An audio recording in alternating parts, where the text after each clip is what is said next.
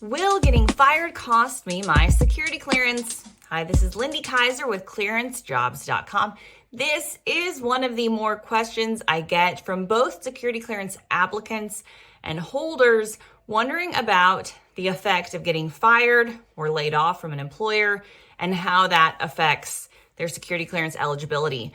Job shame is common for all of us. I think firings and layoffs certainly have that effect, whether you're fired for cause, whether it's standard layoffs, whether it's just end of contract term.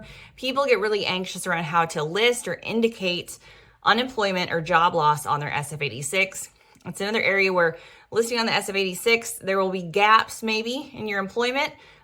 People will zhuzh up those gaps rather than indicating a period of employment, even though the SF-86 requires you to list those unemployment dates.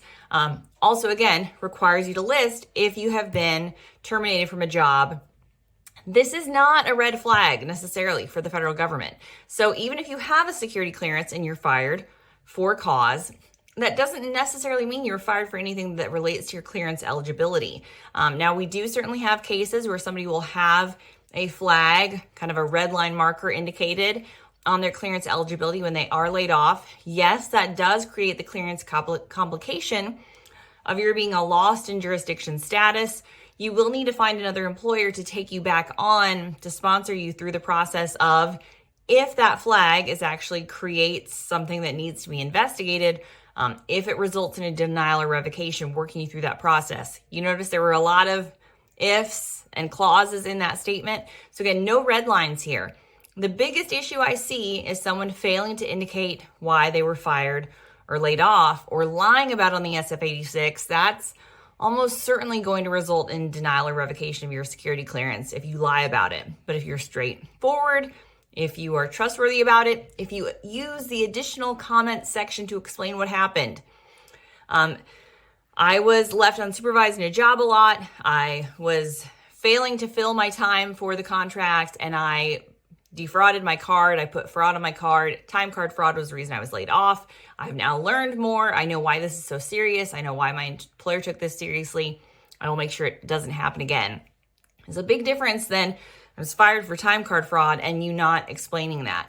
A typical clearance process, you will have the opportunity for a personal subject interview. If you have an issue like that, you can explain what happened and why. A lot of employers will be willing to take a chance on you both to work you through that loss of jurisdiction status and or again to move you on to employment if you have something like that listed on your SF-86. So it's not certainly a red line saying you're going to get your clearance denied or revoked. Be honest, be upfront. I know it could take more time, so make plans and contingencies around that, but don't list it. Again, the biggest mistake you can make is not being forthcoming. Security clearances are granted on the whole person concept. You are a whole person. You are more than a single incident or issue that happened.